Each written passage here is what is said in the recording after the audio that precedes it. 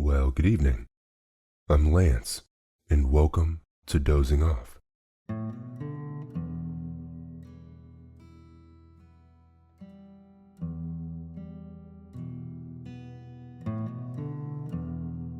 Dozing Off is a podcast where I'll read you to sleep. I'll narrate short stories and classic literature in this deep and relaxing tone to allow you to put your overactive mind at ease and doze off.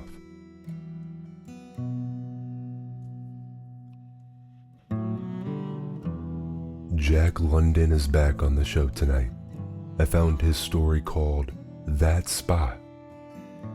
The narrator is trying to get rid of his unintelligent sled dog, but it sounds like it doesn't go too well.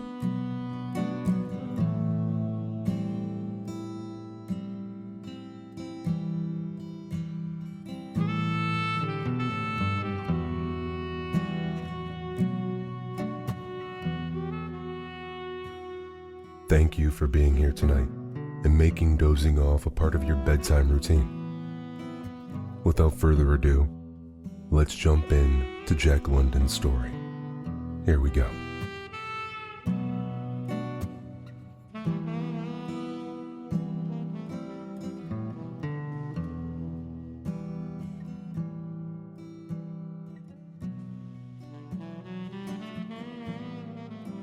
That Spot. I don't think much of Stephen McKay anymore, though I used to swear by him. I know that in those days I loved him more than my own brother. If I ever meet Stephen McKay again, I shall not be responsible for my actions. It passes beyond me that a man with whom I shared food and blanket, and with whom I mushed over the Chilkoot Trail, should turn out the way that he did. I always sized Steve up as a square man, a kindly comrade, without an iota of anything vindictive or malicious in his nature. I shall never trust my judgment in men again. Why, I nursed that man through typhoid fever. We starved together on the headwaters of the Stewart, and he saved my life on the Little Salmon. And now, after the years we were together, all I can say of Stephen McKay is that he is the meanest man I ever knew. We started for the Klondike in the fall rush of 1897, and we started too late to get over Chilkoot Pass before the freeze-up. We packed our outfit on our backs part way over, when the snow began to fly.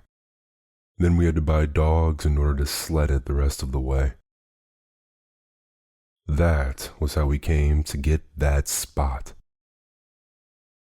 Dogs were high, and we paid $110 for him.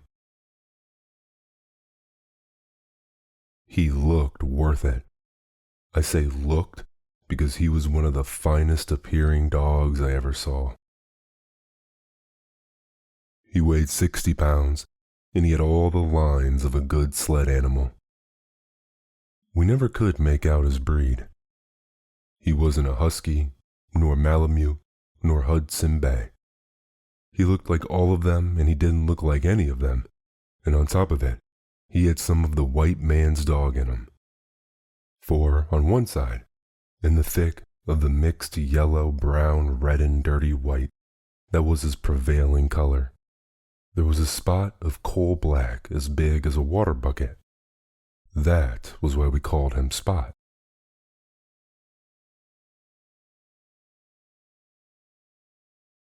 He was a good looker, all right.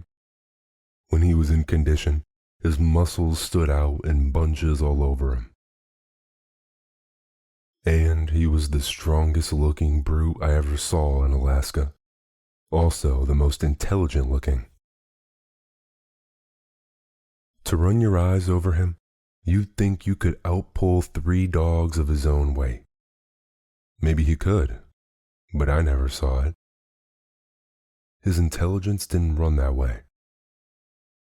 He could steal and forage to perfection, He had an instinct that was positively gruesome for divining when work was to be done and for making a sneak accordingly, and for getting lost and not saying lost when he was nothing short of inspired. But when it came to work, the way that intelligence dribbled out of him and left him a mere clot of wobbling, stupid jelly would make your heart bleed. There are times when I think it wasn't stupidity. Maybe, like some men I know, he was too wise to work. I shouldn't wonder if he put it all over us with that intelligence of his. Maybe he figured it all out and decided that a licking now and again and no work was a whole lot better than work all the time and no licking. He was intelligent enough for such a computation. I tell you, I've sat and looked into that dog's eyes till the shivers ran up and down my spine and the marrow crawled like yeast. What of the intelligence I saw shining out? I can't express myself enough about that intelligence. It's beyond mere words. I saw it, that's all. At times it was like gazing into a human soul to look into his eyes, and what I saw there frightened me and sorted all sorts of ideas in my own mind of reincarnation and all the rest. I tell you, I sensed something big in that brute's eyes. There was a message there, but I wasn't big enough myself to catch it. Whatever it was, and I know I'm making a fool of myself, whatever it was, it baffled me. I can't give an inkling of what I saw in that brute's eyes. It wasn't light, it wasn't color. It was something that moved away back when the eyes themselves weren't moving. And I guess I didn't see it move either. I only sensed that it moved. It was an expression, that's what it was, and I got an impression of it. No, it was different from a mere expression. It was more than that. I don't know what it was, but it gave me a feeling of kinship just the same. Oh no, not sentimental kinship. It was rather a kinship of equality. Those eyes never pleaded like a deer's eyes. They challenged. No, it wasn't defiance. It was just a calm assumption of equality, and I don't think it was deliberate.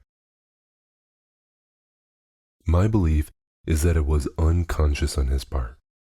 It was there because it was there, and it couldn't help shining out. No, I don't mean shine. It didn't shine. It moved. I know I'm talking rot, but if you'd looked into that animal's eyes the way I have, you'd understand. Steve was affected the same way I was. Why, I tried to kill that spot once. He was no good for anything, and I fell down on it. I let him out into the brush, and he came along slow and unwilling. He knew what was going on. I stopped in a likely place, put my foot on the rope, and pulled my big Colt. And that dog sat down and looked at me. I tell you, he didn't plead. He just looked. And I saw all kinds of incomprehensible things moving. Yes, moving in those eyes. I didn't really see them move. I thought I saw them, for, as I said before, I guess I only sensed them. And I want to tell you right now that it got beyond me. It was like killing a man, a conscious, brave man, who looked calmly into your gun as much as to say, "Who's afraid?" Then, too, the message seemed so near that, instead of pulling the trigger quick, I stopped to see if I could catch the message. There it was, right before me, glimmering all around in those eyes of his. And then it was too late. I got scared. I was trembly all over, and my stomach generated a nervous palpitation that made me seasick. I just sat down and looked at the dog, and he looked at me, till I thought I was going crazy. Do you want to know what I did? I threw down the gun and ran back to camp with the fear of God in my heart.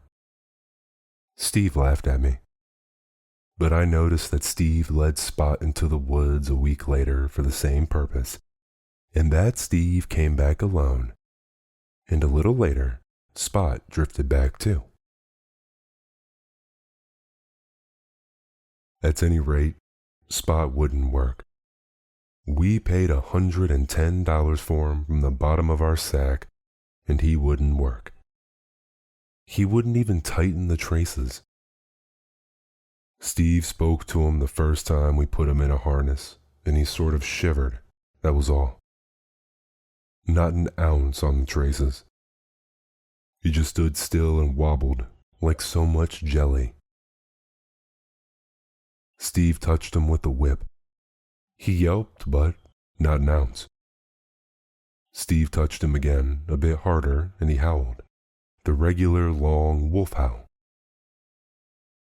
Then Steve got mad and gave him a half dozen, and I came on the run from the tent.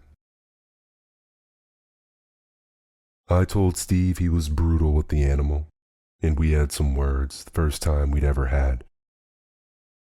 He threw the whip down in the snow and walked away mad. I picked it up and went to it. That Spot trembled and wobbled and cowered before I ever swung the lash, and with the first bite of it, he howled like a lost soul. Next, he lay down in the snow. I started the rest of the dogs, and they dragged him along while I threw the whip into him. He rolled over on his back and bumped along, his four legs waving in the air, himself howling as though he was going through a sausage machine. Steve came back and laughed at me, and I apologized for what I said.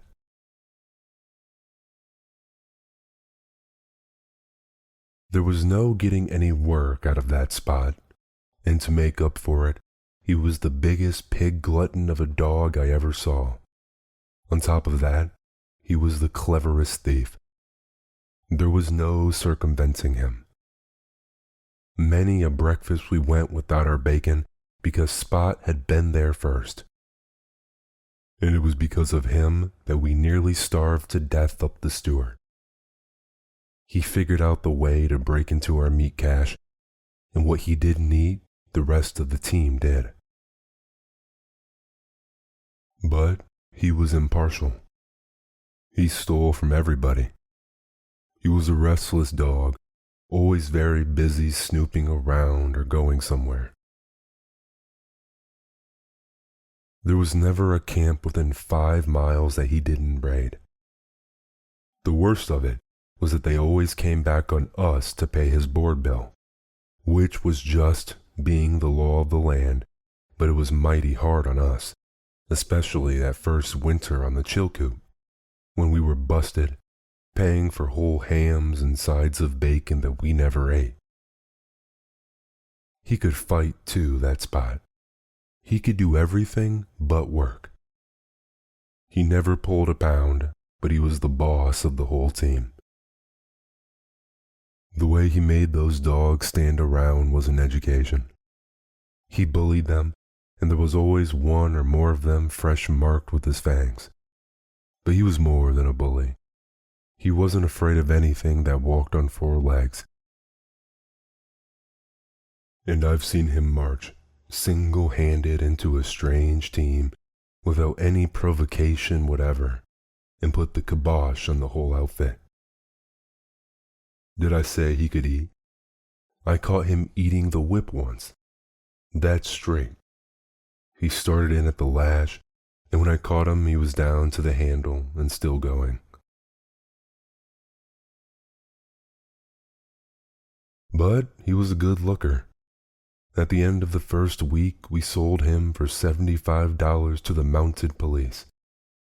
They had experienced dog drivers, and we knew that by the time he'd covered the 600 miles to Dawson, he'd be a good sled dog. I say we knew, for we were just getting acquainted with that spot. A little later, we were not brash enough to know anything where he was concerned. A week later, we woke up in the morning to the dangdest dogfight we'd ever heard. It was that spot come back and knocking the team into shape. We ate a pretty depressing breakfast, I can tell you, but cheered up 2 hours afterward when we sold him to an official courier bound into Dawson with government dispatches. That spot was only 3 days in coming back and, as usual, celebrated his arrival with a roughhouse. We spent that winter and spring after our own outfit was across the pass, freighting other people's outfits, and we made a fat steak. Also, we made money out of Spot. If we sold him once, we sold him 20 times. He always came back, and no one asked for their money. We didn't want the money. We'd have paid handsomely for anyone to take him off our hands for keeps. We had to get rid of him, and we couldn't give him away, for that would have been suspicious. But he was such a fine looker that we never had any difficulty in selling him. Unbroke, we'd say, and they'd pay any old price for him. We sold him as low as $25, and once we got $150 for him. That particular party returned him in person, refused to take his money back, and the way he abused us was something awful. He said it was cheap at the price to tell us what he thought of us, and we felt that he was so justified that we never even talked back. But to this day, I've never quite regained all the old self-respect that was mine before that man talked to me.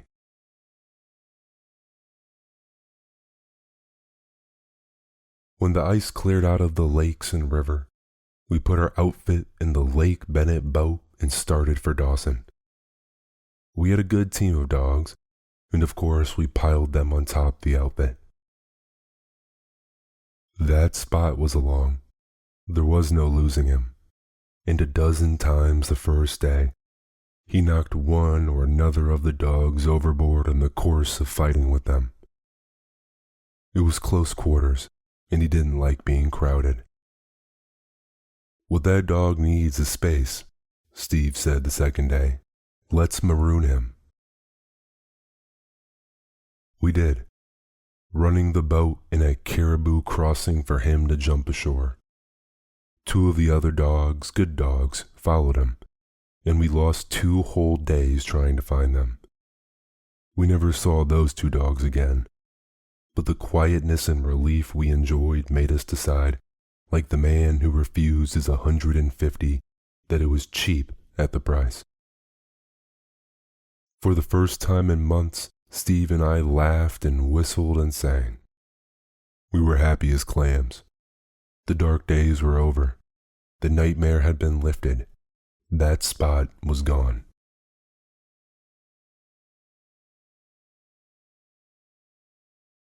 Three weeks later, one morning, Steve and I were standing on the river bank at Dawson.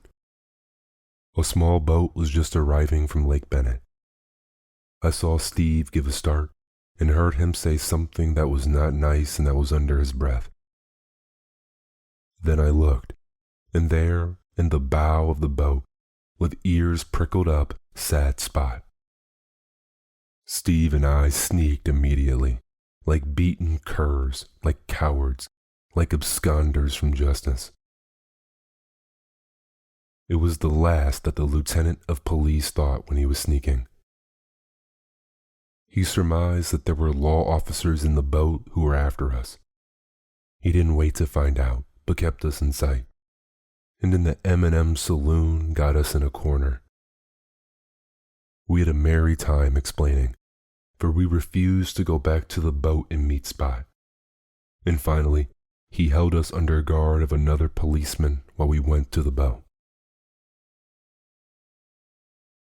After we got clear of him, we started for the cabin, and when we arrived, there was that Spot sitting on the stoop waiting for us. Now, how did he know we lived there? There were 40,000 people in Dawson that summer, and how did he solve our cabin out of all the cabins? How did he know we were in Dawson anyway? I leave that to you. But don't forget what I said about his intelligence and that immortal something I have seen glimmering in his eyes. There was no getting rid of him anymore. There were too many people in Dawson who had bought him up on the Chilkoot, and the story got around. Half a dozen times we put him on board steamboats going down the Yukon, but he merely went ashore at the first landing and trotted back up on the bank. We couldn't sell him, we couldn't kill him, both Steve and I had tried, and nobody else was to kill him. He bore a charmed life. I've seen him go down in a dogfight on the main street with 50 dogs on top of him. And when they were separated, he'd appear on his forelegs, unharmed, while 2 of the dogs that had been on top of him would be lying dead. I saw him steal a chunk of moose meat from Major Dinwiddie's cache, so heavy that he could just keep one ahead of Mrs. Dinwiddie's squaw cook, who was after him with an axe. As he went up the hill, after the squaw gave up, Major Dinwiddie himself came out and pumped his Winchester into the landscape. He emptied his magazine twice and never touched Spot. Then a policeman came along and arrested him for discharging firearms inside city limits. Major Dinwiddie paid his fine, and Steve and I paid him for the moose meat at the rate of $1 a pound, bones and all. That was what he paid for it. Meat was high that year.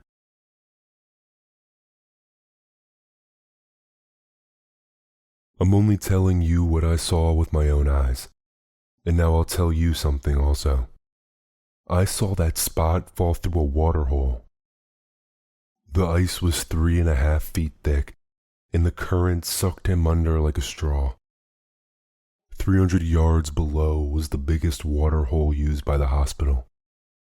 Spot crawled out of the hospital water hole, licked off the water, bit out the ice that had formed between his toes, trotted up the bank, and whipped a big Newfoundland belonging to the Gold Commissioner. In the fall of 1898, Steve and I pulled up the Yukon on the last water bound for Stewart River.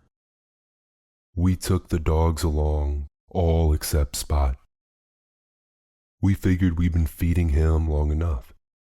He'd cost us more time and trouble and money and grub than we'd got time selling him on the Chilkoot, especially grub. So Steve and I tied him down in the cabin and pulled our freight. We camped that night at the mouth of Indian River, and Steve and I were pretty facetious over having shaken him. Steve was a funny cuss, and I was just sitting up in the blankets and laughing when a tornado hit camp. The way that Spot walked into those dogs and gave them what for was hair-raising. Now how did he get loose? That's up to you. I haven't any theory. And how did he get across the Klondike River? That's another facer. And anyway, how did he know we had gone up the Yukon? You see, we went by water, and he couldn't smell our tracks. Steve and I began to get superstitious about that dog. He got on our nerves, too, and between you and me, we were just a mite afraid of him.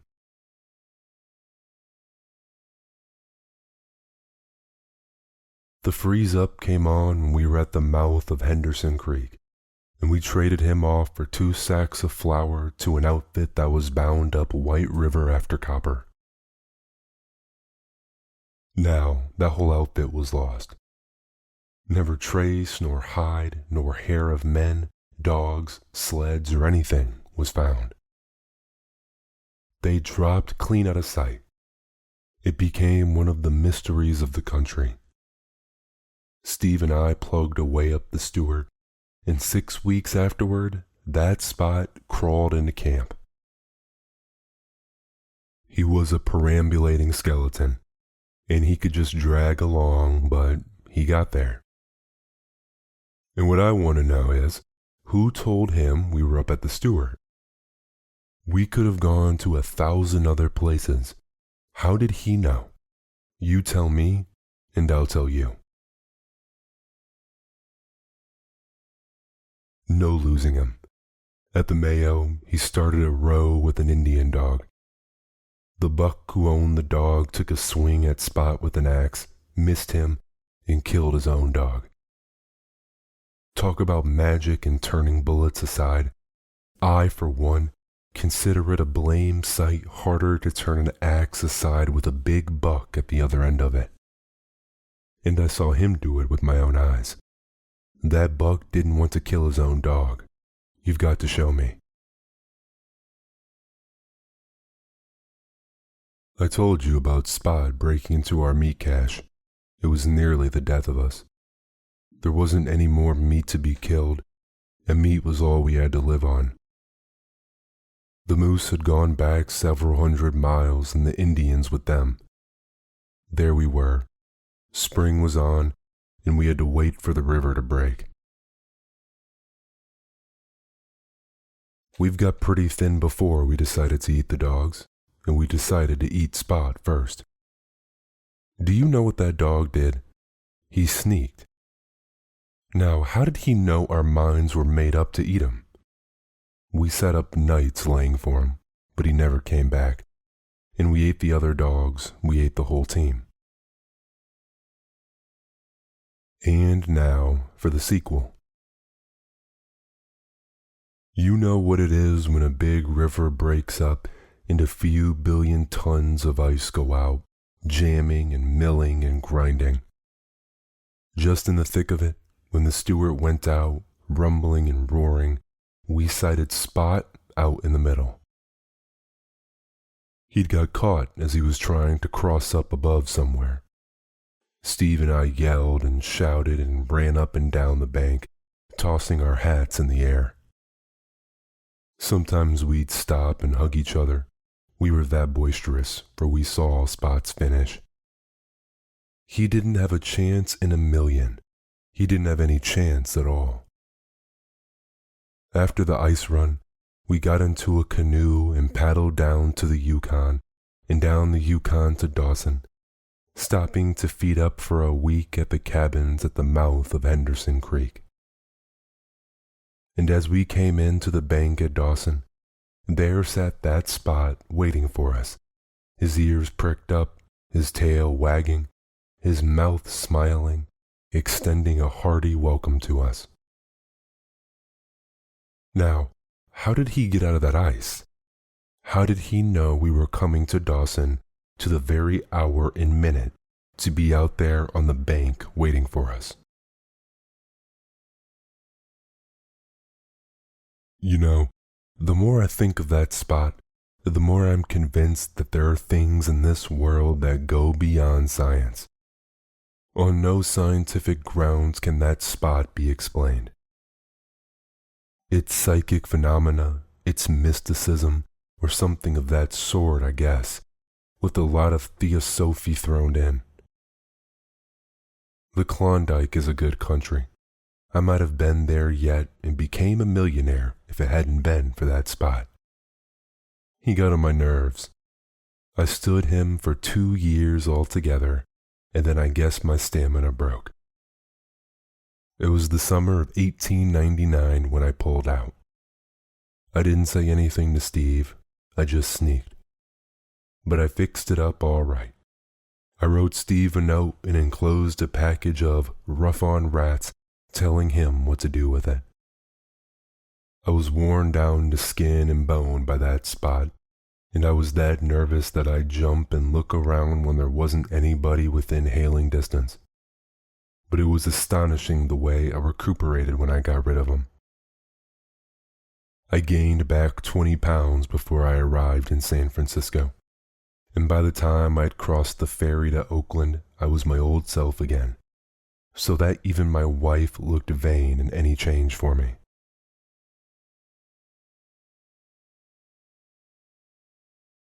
Steve wrote me once, and his letter seemed irritated. He took it kind of hard because I'd left him with Spot. Also, he said he'd used the rough on rats per directions, and that there was nothing doing. A year went by. I was back in the office and prospering in all ways, even getting a bit fat. And then Steve arrived. He didn't look me up.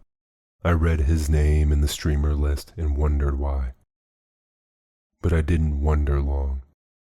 I got up one morning and found that Spot chained to the gate post and holding up the milkman.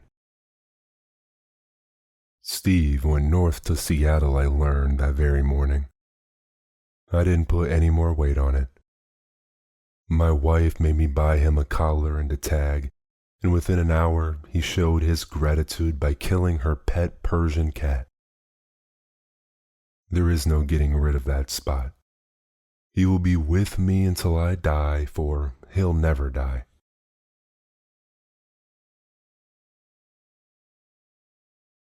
My appetite is not so good since he arrived, and my wife says I'm looking peaked. Last night, that Spot got into Mr. Harvey's hen house. Harvey is my next door neighbor, and killed 19 of his fancy bred chickens. I shall have to pay for them. My neighbors on the other side quarreled with my wife and then moved out. Spot was the cause of it, and that is why I'm disappointed in Stephen McKay. I had no idea he was so mean a man. What a cute story. I don't condone eating dogs, but I'm just gonna pray that you were asleep before that part came up. Good night. I'll see you soon.